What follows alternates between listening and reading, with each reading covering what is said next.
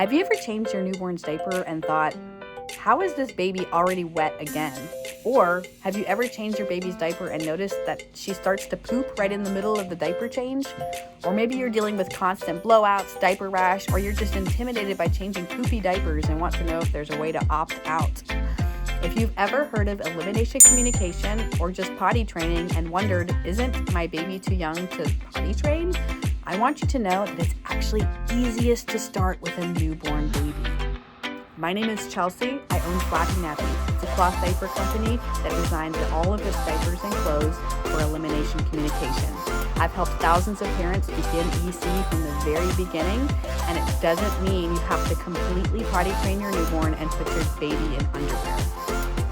What it does mean is that you're going to start learning your baby's natural timing and cues, and you're going to start giving them opportunities to stay dry, clean, and comfortable. In this class, I'm going to show you exactly how to start EC with a newborn, how to hold your baby, how to tell when they need to go, and more. So if you want fewer dirty diapers, better communication and bonding with your baby, and a nice calm start to potty training with very little drama, let's jump right in. So let's get right into it. How on earth do you actually get a newborn baby to go potty? This is a mind-blowing concept to a lot of parents in the United States, especially if you've really struggled to potty train a toddler. You think, oh my God, it was so hard to even convince a 3-year-old to use the potty. How on earth am I going to convince a baby to use the potty? And the answer is that babies are hardwired expecting this to happen. This is our biological norm to potty our babies. So here is why EC works for newborns. There are 3 main reasons. Number 1, I already mentioned this, but newborn babies are born with instincts to not soil themselves. This is why when you're changing the baby's diaper, you go to the changing pad, you pop open that diaper, woof, he starts to pee in your face as soon as you take that diaper off. So your baby's actually holding it and waiting to feel the cool air to let go. The second thing that makes EC work is the squatting position. We call this the classic EC hold. You're holding your newborn baby in a squat over a toilet or a potty. The squatting position is the most natural position for any human being to go poop in, and our babies are no different. But they can't get themselves into a squat without your help. So they've got instincts not to soil themselves. The squat position helps everything move. And then there's also the cue noise. So when you're doing EC, what you're going to do is you're going to make a cue noise when you're holding your baby over the potty. So that noise is basically what we call a sound association. So the sound association is what your baby is going to start associating with the potty. So when you make that noise every time your baby goes potty, your baby learns that that noise means it's potty time. And so those 3 elements combined are what make elimination communication work. So that's why EC works with newborns. And this is how you can actually take your baby potty. So step 1, you think your baby needs to go potty. What you're going to do is you're going to take your baby. You're going to open the baby's diaper. This is a Flappy-Nappies drop flap diaper cover in wool. You're going to pop that diaper open. These diapers are actually designed to make EC work really easily. So then after the diaper is off, you're going to choose a receptacle of choice. You can use a potty, you can use a toilet, you can use a bowl or Tupperware.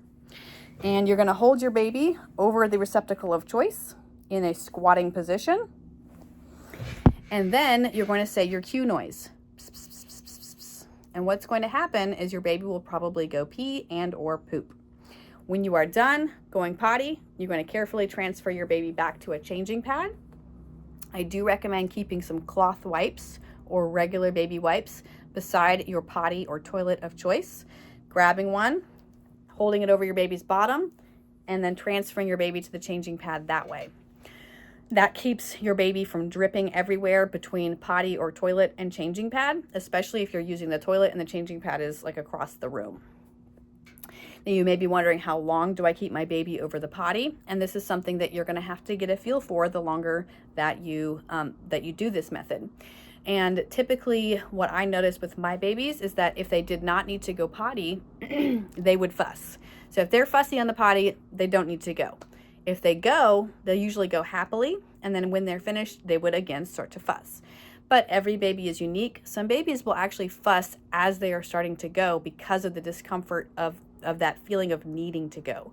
So get to know your baby, get to know what your baby is telling you, And then going forward, you'll get a really good feel for how long your baby has to be over the potty before she will go, or how long you need to hold her there until she is completely finished and totally emptied out. So that's how you take your baby to the potty. The next question is, how do you know when they have to go? There are two main components to elimination communication that can help you figure out your baby's unique timing. Number one is what we call natural timing, and number two is what we call diaper-free time. Both of these components are going to help you discern your baby's unique potty timing and cues. So let's start with natural timing. Natural timing is exactly what it sounds like. All human beings have times during the day when they naturally need to go. Most humans have to go pee right when they wake up, first thing in the morning. A lot of people need to go after a meal. That can really get things moving, so to speak. Babies are no different. So babies are going to have natural moments during the day where they need to go potty. Some good suggestions to try: first thing in the morning and after naps. Those are usually the easiest wins with EC. The second best time is after or during meals. So sometimes babies need to go right after a meal. Sometimes the meal gets things going and your baby needs to go kind of in the middle of a meal. So if you're nursing your baby, a lot of parents find that the baby might have a little bit of poop every time they nurse. So that might mean that your baby needs to stop nursing, go potty, and then continue nursing. Now, if you're having any kind of breastfeeding problems, your goal is going to get breastfeeding established first and then worry about EC. So do not worry about unlatching your baby and trying to go potty if you're having any kind of latch or nursing issues. But once things are well established, you can experiment with, hey, maybe in the middle of this feed, we need to offer a potty-tunity. Some parents even figure out how to keep the baby latched and potty the baby at the same time. That is easiest if you're using a lap potty like this. These are little potties that you can set in your lap and set your baby over to go potty. And if you're nursing while you're trying to potty your child, they come in very handy. Another great time to offer the potty is after riding in the baby carrier. So remember we talked about how babies have instincts to not soil themselves or you. So when your baby is all snuggled up in that baby carrier, he doesn't want to go all over you and himself, and he's probably going to need to go when he comes out. So if your baby's acting very calm in the baby carrier, but then suddenly fusses, arches maybe to get out, that can be your cue that it's time to offer the potty. Some babies need to go after riding in the stroller or any kind of transition period. So one really easy way to begin EC is just to offer the potty at diaper changes. Diaper changes tend to happen at all of the times I just mentioned. Your baby wakes up, we change the diaper. Has a feed, we change the diaper. Comes out of the baby carrier, we change the diaper.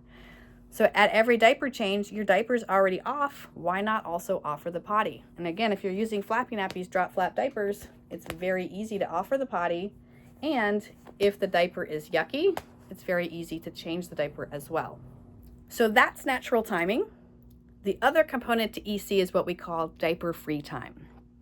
Diaper-free time is exactly what it sounds like. You are going to be observing your baby without a diaper. So the first thing you're going to do is you're going to take the diaper off. You can have a totally naked baby or just a diaper-free baby.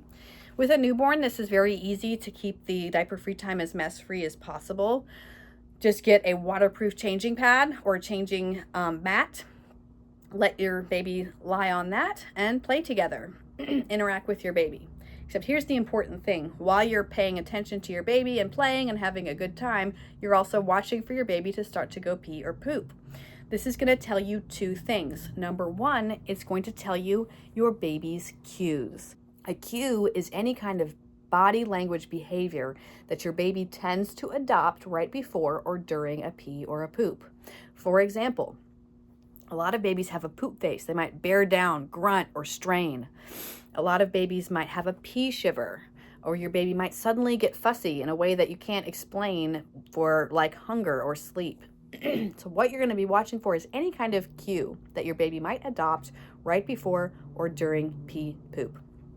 The other thing you're going to want to make sure that you do is you're going to want to make sure as soon as your baby starts to go pee or poop that you transfer her to the potty.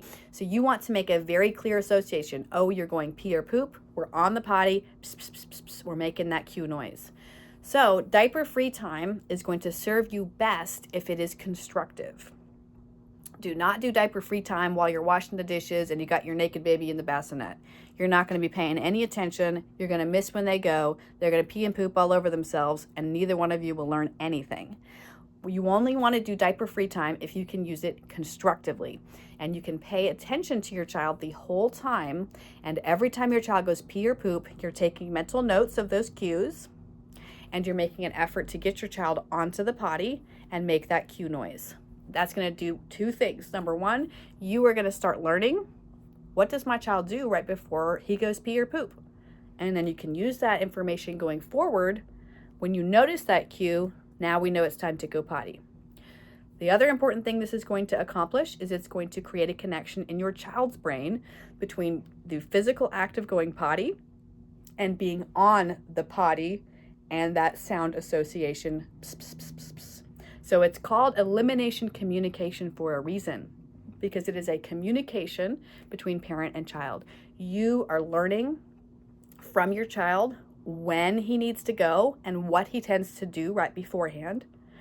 And you are teaching your child, this is where we go, the potty, and this is the noise you're going to hear when we need to go potty. Pss, pss, pss, pss, pss. So this is a two-way communication street. So let's put all this together. Using a combination of natural timing and diaper-free time, you are going to take your baby potty as much or as little as you like. And yes, I said as little as you like. You can take your baby potty as little as once a day or even once a week. EC is a very flexible method. There are no rules to this method. You can make it whatever works for your family. You can go fully diaper-free from birth and never use a single diaper, or you can use diapers as a backup while you're also taking your baby to the potty. And this can ebb and flow as your child gets older. If you have more time to focus on EC, do more. If you have less time to work on EC, you can do less. But all of this practice will pay off when it comes time to go fully diaper-free, again around 18 months. Most EC babies, even with part-time EC, are ready to go diaper-free much younger than they would if you weren't doing any potty practice at all. Now, if you're wondering, what kind of potty do I need to use? Do I need something special? Can I just use my toilet? Or maybe you're wondering what kind of diapers and clothes you're going to need to do elimination communication successfully. Well, in my next class, I'm going to walk you through the exact EC setup that I use and that I've helped countless other parents use with success, and how this is very simple to use from day one. So if you subscribe, I'll see you in my next lesson, Potties and Gear for EC.